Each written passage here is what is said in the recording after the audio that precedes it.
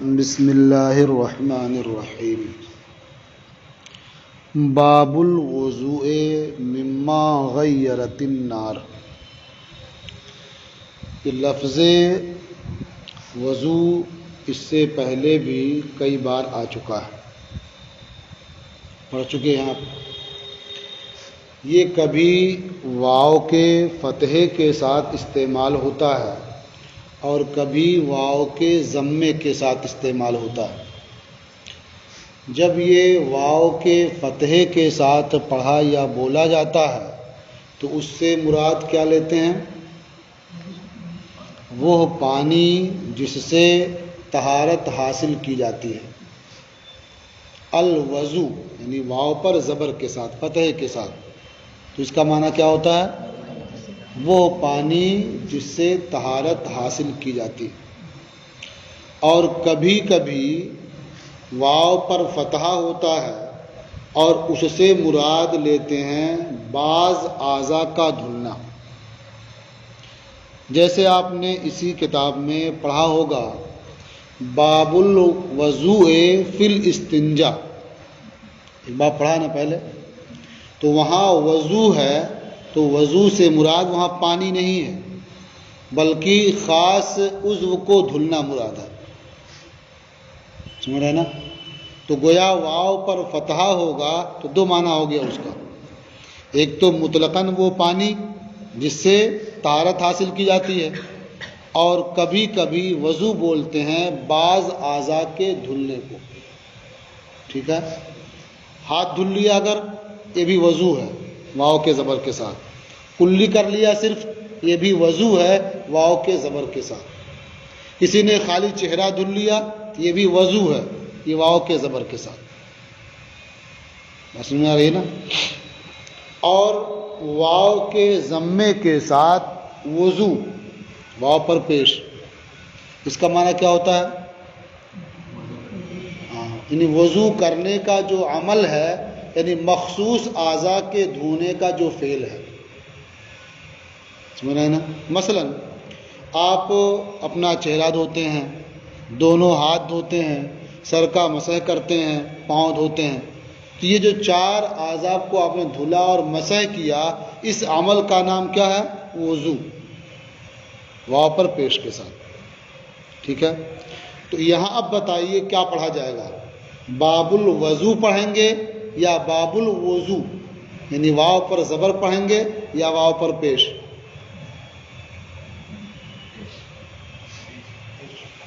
ہاں، یہاں واو پر کیا پڑھا جائے گا؟ پیش۔ یعنی اب معنی کیا ہوگا کہ ما غیرت النار کے سبب وضو کرنے کا باب۔ یہ ما غیرت النار کیا چیز ہے بھائی؟ یعنی اس چیز کے کھا لینے کی وجہ سے جسے آگ نے بدل دیا ہو، جس میں آگ نے اپنا اثر ڈالا ہو۔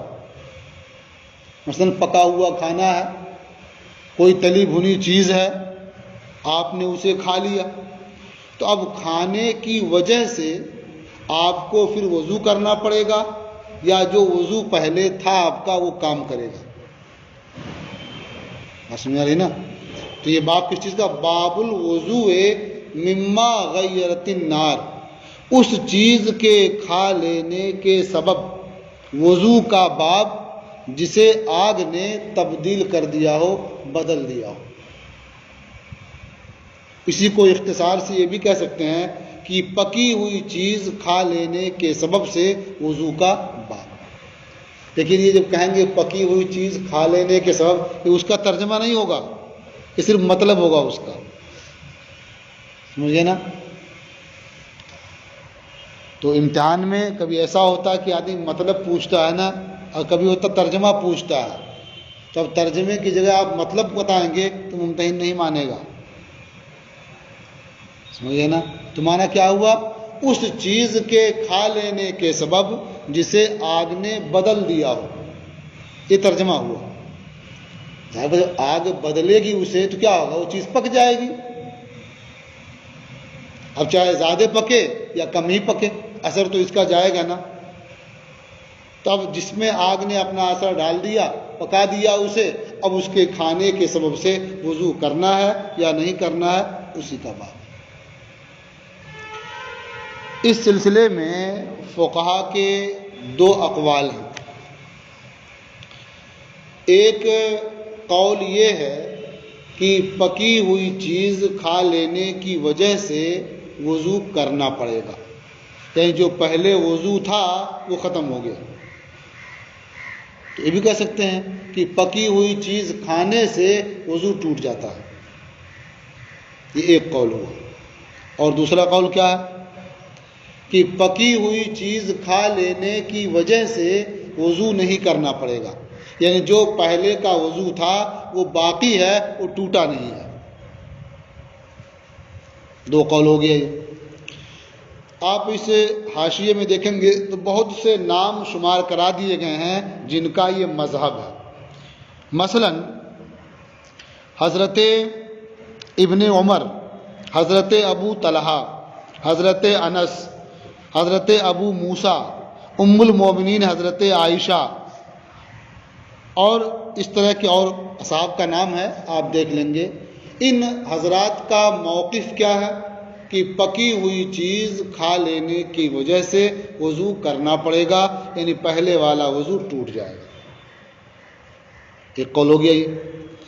دوسرا قول جو خلفائے اربعہ کا ہے، یعنی حضرت ابو بکر صدیق کا قول ہے، حضرت عمر فاروق اعظم کا ہے، حضرت عثمان غنی کا ہے، حضرت علی مرتضیٰ کا ہے، اور ائمہ اربعہ یعنی امام اعظم کا ہے، امام شافعی کا ہے، امام مالک کا ہے، امام احمد کا ہے، سفیان ثوری کا ہے۔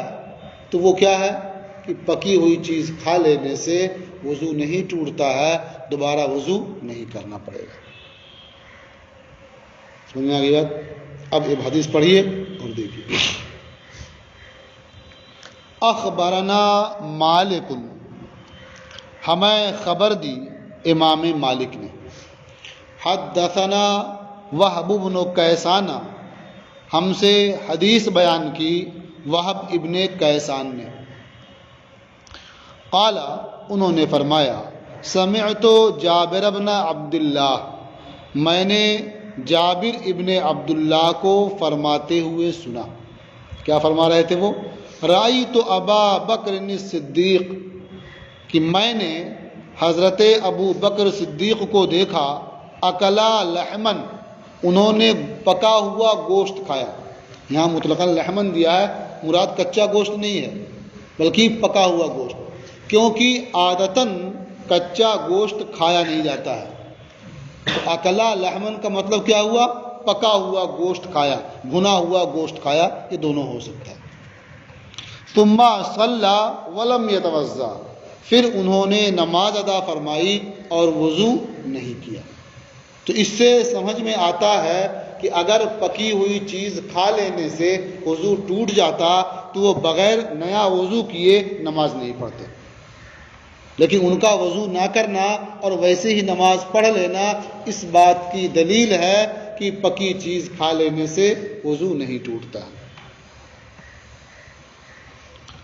اخبرنا مالک، ہمیں خبر دی مالک نے، حدثنا زید بن اسلم، ہم سے حدیث بیان کی زید ابن اسلم نے، عن عطاء ابن یسار، وہ روایت کرتے ہیں عطاء ابن یسار سے، عن ابن عباس، وہ حضرت عبداللہ ابن عباس سے روایت کرتے ہیں، ان رسول اللہ صلی اللہ علیہ وسلم اکلا جنبا شاتن، جنب کا معنی ہوتا ہے کسی بھی چیز کا کنارہ یا کسی بھی چیز کا ٹکڑا۔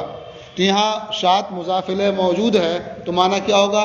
بکری کا حصہ یا بکری کا ایک ٹکڑا یا بکری کا کنارے کا ایک کنارہ۔ تو اللہ کے رسول صلی اللہ تعالی علیہ وسلم نے بکری کا کچھ گوشت کا ٹکڑا ہوگا تو کچھ تو ہوگا ہی، تو بکری کا کچھ گوشت تناول فرمایا۔ ثم صلی ولم یتوضا، پھر حضور نے نماز ادا کی اور وضو نہیں کیا۔ تو اس سے بھی صاف ظاہر ہوتا ہے نا کہ پکی ہوئی چیز کھا لینے کی وجہ سے وضو نہیں ٹوٹتا ہے، ورنہ بغیر وضو کے نماز کیسے ادا فرماتے؟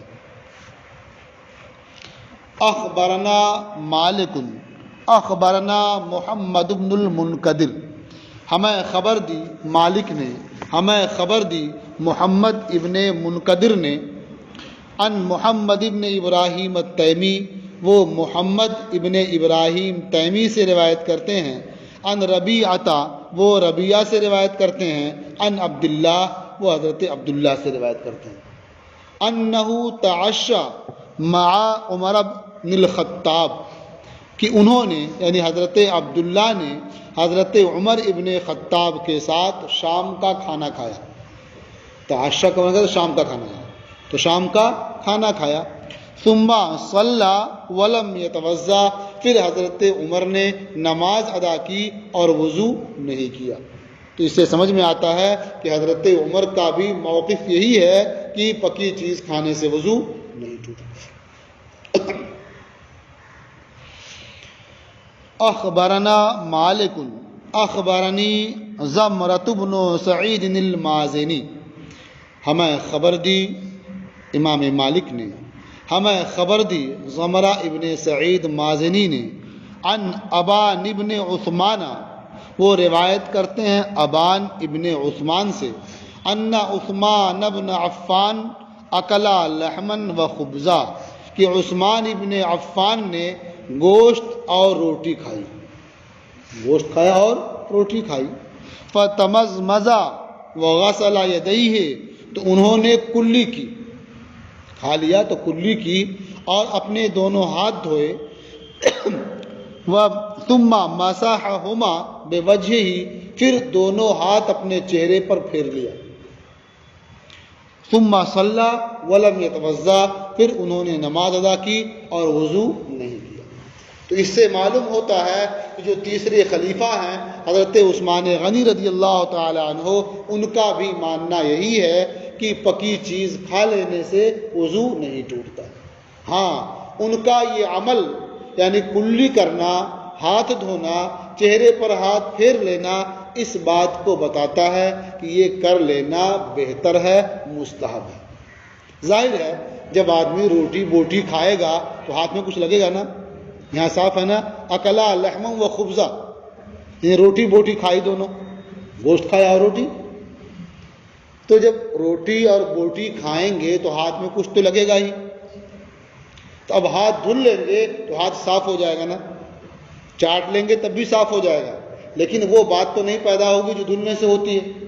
دھل لیں گے اور اچھا رہے گا نا، معلوم دھل لینا بہتر ہے۔ کھانے کے بعد جب فوراً نماز پڑھنے جائیں گے تو منہ میں اس کا اثر رہے گا نا، ٹیسٹ معلوم ہوتا رہے گا نا، تو نماز میں قرات کرتے رہیں گے اور زبان چاٹتے رہیں گے، یہی نہ ہوگا۔ اور جب کلی کر لیں گے تو زبان پہ جو کچھ لگا ہوگا وہ بھی صاف ہو جائے گا نا، تو اب نماز کی حالت میں زبان چاٹنے کی نوبت تو نہیں آئے گی نا، کدھر ادھر گھمائیں، دانتوں میں گھمائیں، کچھ پھنسا ہو نکالیں اس کو، اس میں نکل جائے گا پہلے ہی نا، اس لیے یہی بہتر ہے۔ رہ گیا مسئلہ کہ دونوں ہاتھ دھل کر کے اپنے چہرے پر پھیر لیا، تو یہ بھی احتیاطاً ہوتا ہے، یا ممکن ہے کہ اس وقت واقع میں ایسا رہا ہو۔ پھیرنے کا فائدہ کیا ہوتا ہے کہ کھانے میں بہت ایسا ہوتا ہے، کچھ چیزیں کبھی داڑھی میں پھنس جاتی ہیں، کبھی چہرے میں کہیں لگ جاتی ہیں، تو اب اگر آدمی ہاتھ دھل لیا اور اس کے بعد پھیر لے گا قاعدے سے، سب جھڑ جائے گا نا، کہیں کچھ لگا ہوگا تو گر جائے گا، تو بالکل اطمینان سے وہ نماز پڑھنے جائے گا نا، تو اس لیے ہاتھ پھیر لینا بھی بہتر ہے۔ تب انہوں نے ہاتھ پھیر لیا، یا تو مطلقاً ایسے ہی پھیر لینا بہتر ہے تو پھیر لیا، یا ایسا ہو سکتا ہے کچھ لگ گیا ہو، اس کا احساس ہو، تو انہوں نے ہاتھ پھیر لیا تاکہ وہ صاف ہو جائے۔ سمجھ رہے ہیں نا؟ اس زمانے میں ابھی کھاتے جب کہ بوٹیاں چھوٹی چھوٹی ہوتی ہیں تب بھی لوگ کھاتے ہیں، کبھی لگ جاتا ہے چہرے میں کہیں ادھر ادھر نا، یا کچھ کھینچا تو چند قطرے جو ہے شوربے کے ٹپک گئے، پڑ گئے، ہوتا ہے ایسا نا، تو ہاتھ پھیر لیں گے، اس سے محفوظ رہیں گے۔ اور اس زمانے میں تو بوٹیاں بہت بڑی بڑی، بوٹیاں کیا پورا بکرا مسلم بھون دیا اور لے کے بیٹھ گئے، تو وہاں کتنا پڑے گا، ایسا ہو سکتا ہے نا۔ تو اس لیے احتیاطاً آدمی اپنا ہاتھ چہرے پر پھیر لے یہ بہت بہتر ہے. لیکن اتنا تو معلوم ہوا کہ کھا لینے سے وضو نہیں ٹوٹتا.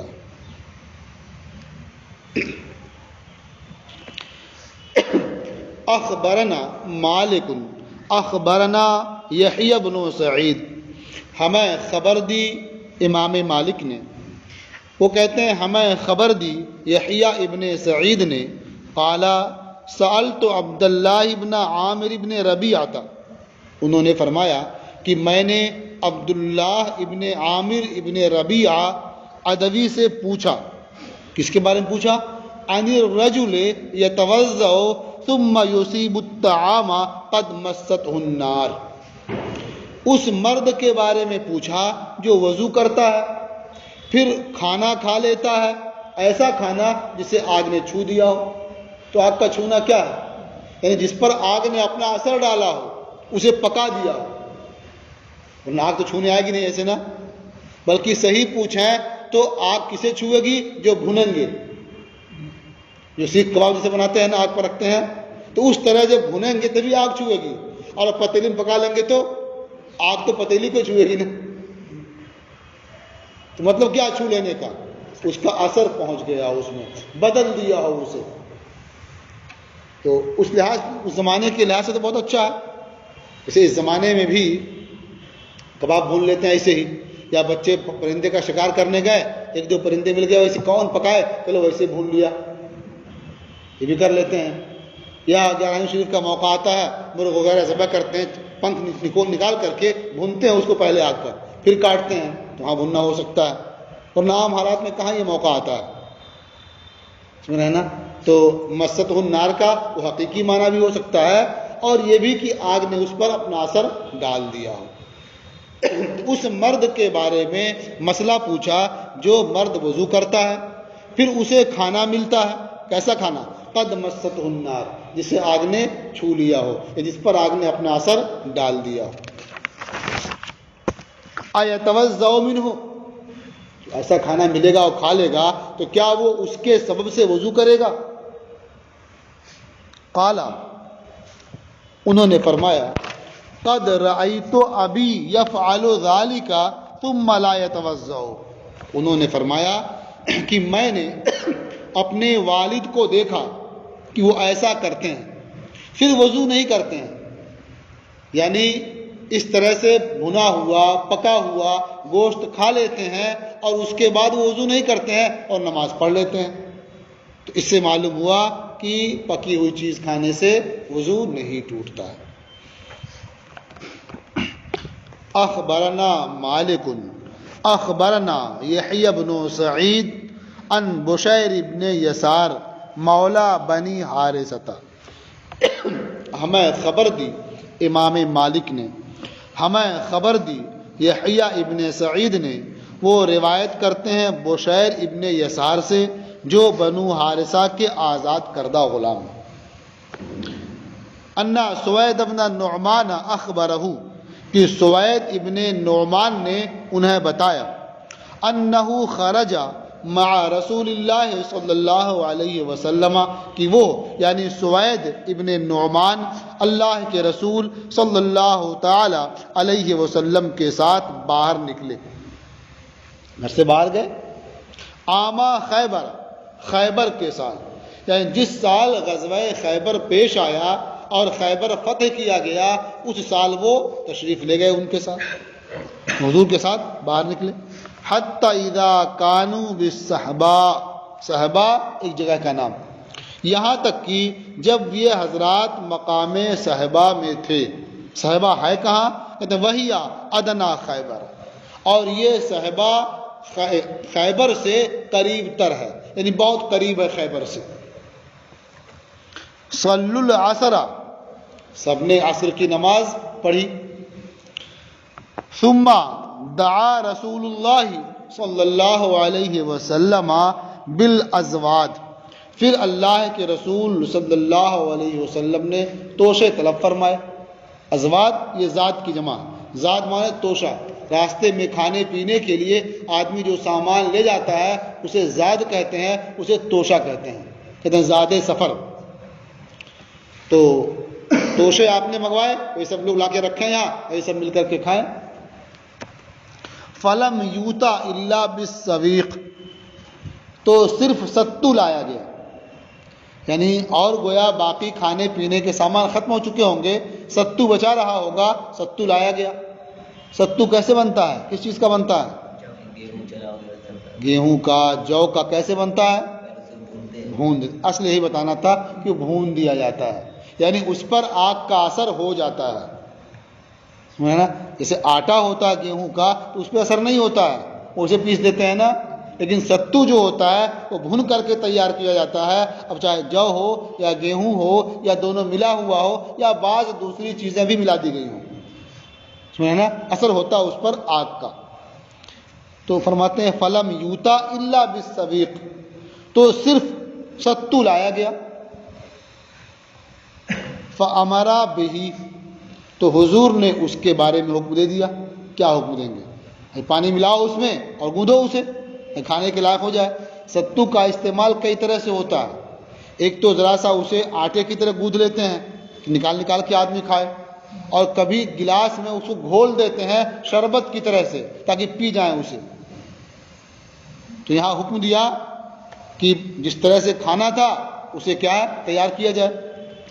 فَسُرِّيَ لَهُمْ بِالْمَاءِ، تو ان کے لیے پانی سے اسے تیار کر دیا گیا، یعنی گوندھ دیا گیا یا پانی ملا کر کے اسے کھانے یا پینے کے قابل بنا دیا گیا۔ فَأَكَلَ، اب اکلا اس بات کو بتا رہا ہے کہ یہاں وہ پینے والا نہیں بنایا گیا تھا بلکہ کھانے والا بنایا گیا تھا، یعنی وہ آٹے کی طرح سے گوندھ دیا گیا، پانی ملا دیا گیا، اب نرم ہو گیا، کھاتے رہیں گے۔ ستو ویسے پھانک لیں گے تو یہ مشکل اس معنی کر کے ہوگا، حلق تک جا کے چپک جائے گا وہ، تو کھانا مشکل ہوگا نا، اور پہلے ہی پانی ملا دیا قاعدے سے، اب کھائیں گے یہ پریشانی ختم ہو جائے گی۔ گرمیوں میں ستو گھول کے پیا بھی جاتا ہے اور بہت استعمال ہوتا ہے اس کا۔ فَأَكَلَ رسول اللہ صلی اللہ علیہ وسلم، تو اللہ کے رسول صلی اللہ تعالی علیہ وسلم نے تناول فرمایا۔ وَأَكَلْنَا، اور ہم نے بھی کھایا۔ ثُمَّ قَامَ إِلَى الْمَغْرِبِ، عصر بعد کا یہ مسئلہ تھا، کھاتے پیتے نماز کا وقت ہوا۔ ثُمَّ قَامَ إِلَى الْمَغْرِبِ، پھر حضور مغرب کے لیے کھڑے ہوئے، مغرب کی نماز کے لیے۔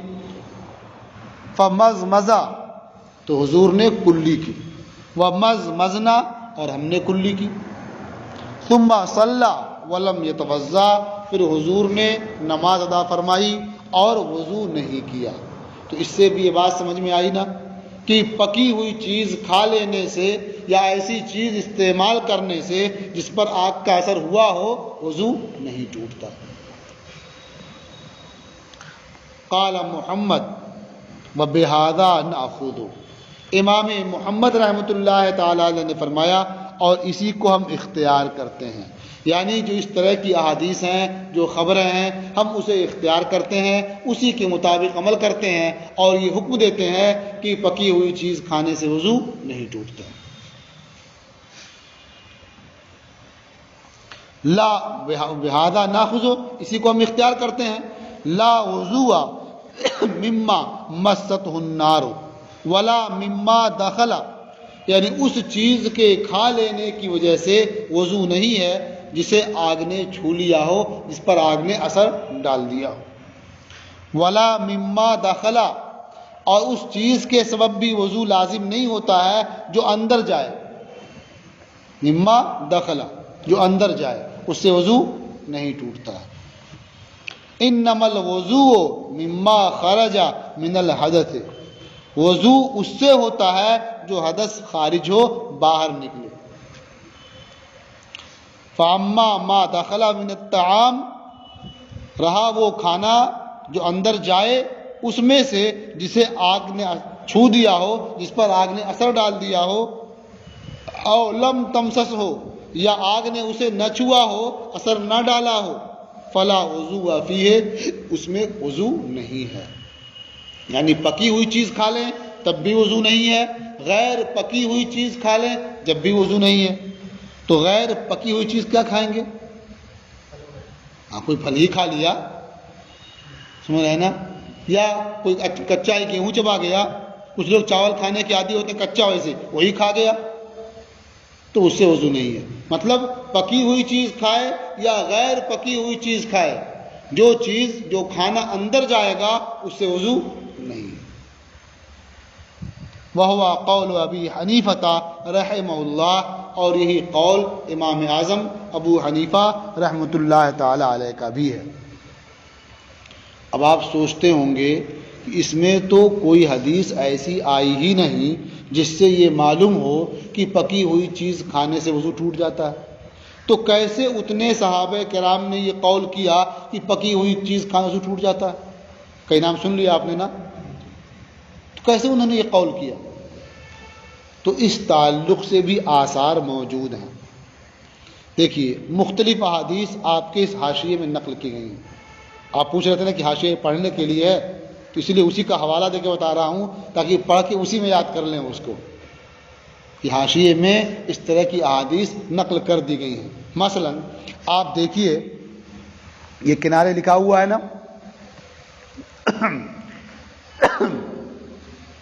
کیا ہے؟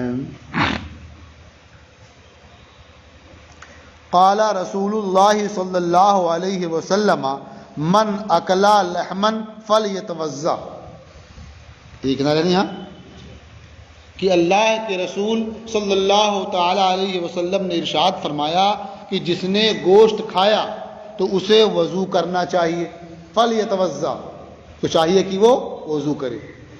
تو اس سے کیا سمجھ میں آیا؟ گوشت کچے تو کھائیں گے نہیں، پکا ہوا کھائیں گے نا، تو گوشت کھا لیا پکایا بھنا ہوا تو وضو کرنا چاہیے نا۔ یہ میں نے دکھا دیا، آپ اس لائن میں دیکھیں گے اور بھی احادیث آپ کو مل جائیں گی، ٹھیک ہے؟ تو چونکہ ایک جان لیا آپ نے نا، فلیتوضا، یا تو وضو کرے یا وہ وضو کریں یا اسے وضو کرنا چاہیے، اس طرح کے مضمون کی حدیث آپ کو ملیں گی۔ اب آپ سوچتے ہوں گے کہ جب وہ بھی حدیث ہے تو بھائی اس پر بھی تمہارا ہونا چاہیے، تو اس کا جواب یہ ہے کہ جن احادیث میں اس بات کا حکم ہے یا تو وہ منسوخ ہیں اور یہ احادیث ناسخ ہیں، اور جو حدیث منسوخ ہو جائے پھر اس پر عمل نہیں کیا جاتا ہے۔ منسوخ ہونے کا مطلب کیا ہوتا ہے؟